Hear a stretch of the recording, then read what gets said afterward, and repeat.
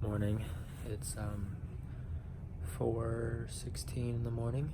I just woke up. I took a shower at the hotel. I'm getting ready to go to Meps.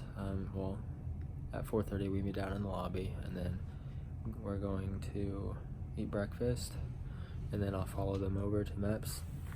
I can't bring my phone in there, so I can't record or talk about anything as it goes on, but I'll cut the video, and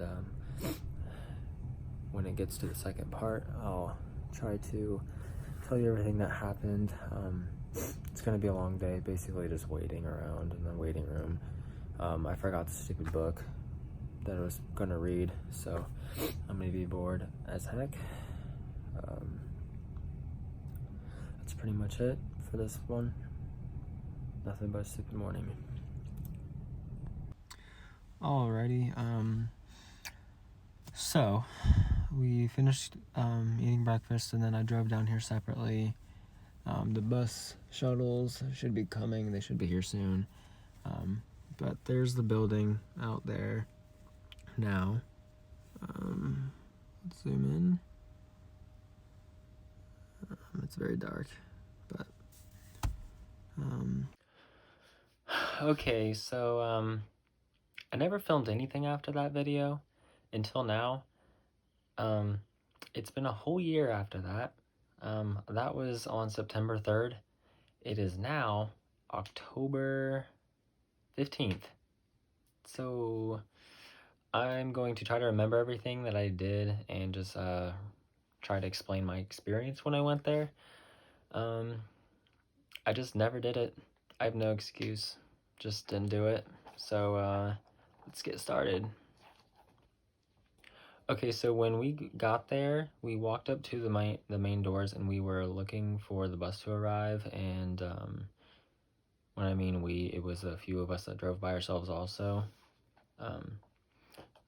So we were waiting for everyone to get there, and then we started lining up at the front door to be let in. Sat there for like 20 minutes, waiting for, I don't know, to open maybe. And so once we were let inside, we walked in single file line and put our phones away, and then they started calling us by names to get them in the system, get our names in the system, and mine was not there. I don't know, they had a mistake in putting it in, but it just made me wait another 20 minutes while they looked up and tried to get me in there. But after that, we kind of just sat and waited to be called back, and that was it. The first thing we did was we went back into this room. It was a small group of us that we got divided into. I think it was by names. It was this other small room where this guy in a uniform was telling us about how to mark this sheet with our tattoos or scars or anything that they might notice on our bodies that shouldn't be there. And so I had one tattoo to put down. That was it. And then I think I had this little scar on my chest from like 10 years ago. I didn't know if it was that serious or not. I cut myself on it, and it just has a scar, but there's nothing wrong with it. So I put that on there because I thought they would like find it and hunt me down or something. But I don't know, just rather be safe than sorry. Then they passed around these plastic breathalyzer things. They wanted to check your breath for alcohol content. And then after that, we did this blood pressure machine. And they took our blood pressures and recorded that down on our paper packet of information. I don't know. We were told the entire day, don't let go of your packet. You got to keep it on you at all times. I was like, okay. So after that, we went into the hearing and vision test.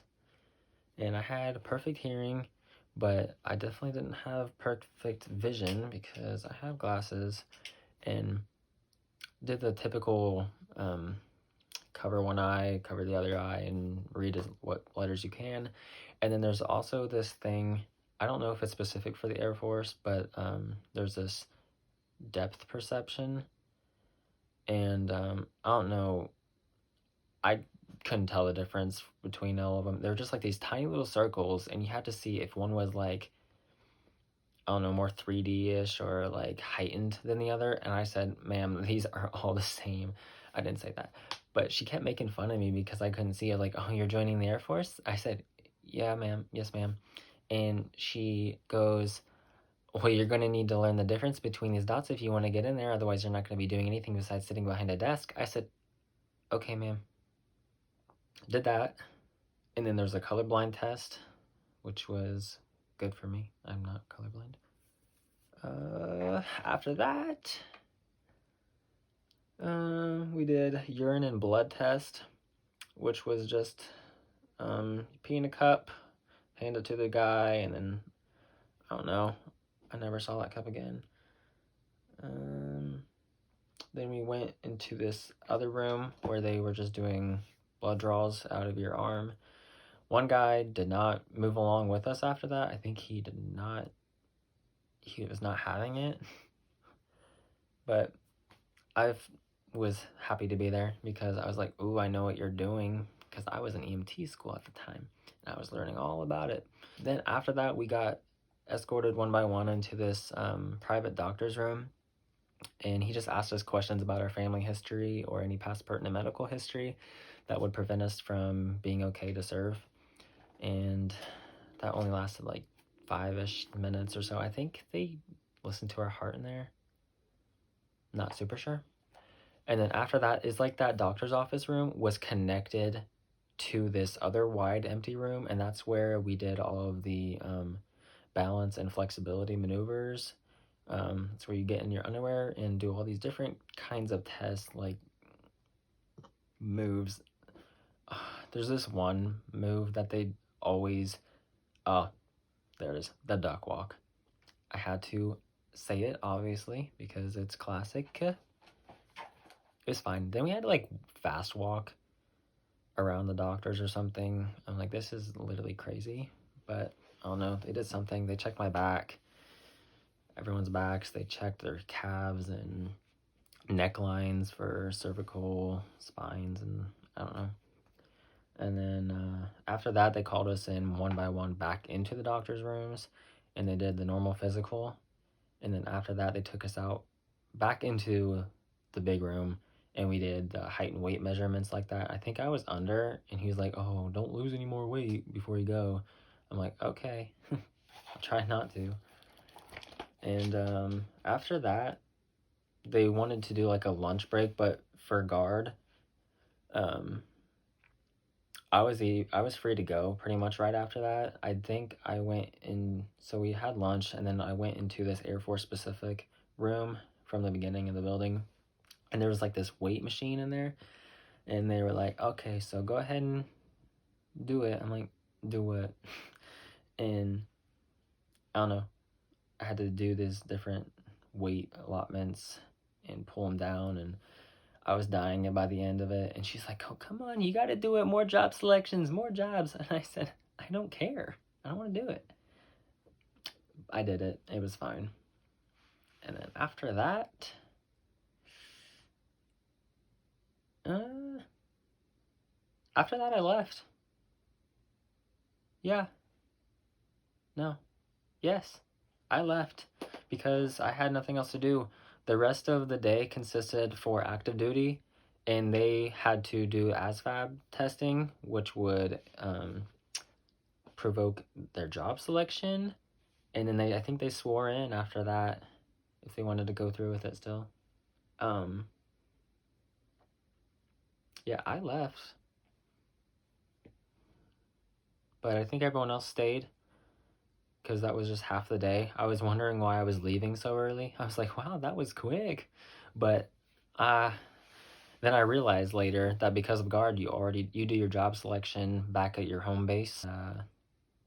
You do everything else back home, and for everyone else, they leave the next day. So that was good. All right, so that's the end of this Meps video from my personal experience being there.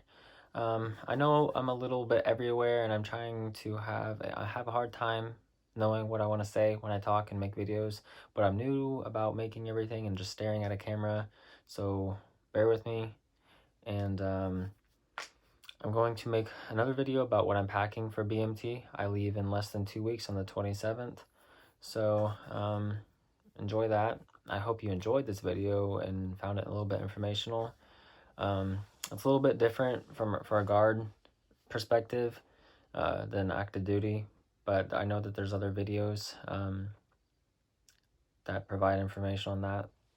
I'm going to do more videos just about guard and how that's a little bit different, and maybe you can learn about that, see if you're interested. But I'm not promoting anything. I'm just gonna share my experiences. I've watched so many YouTube videos for almost like a year now, and I thought this is something I want to do, so I'm gonna give it a try, and hopefully I can help people with it. All right, I'm gonna keep this short, so I'll see you guys. Bye.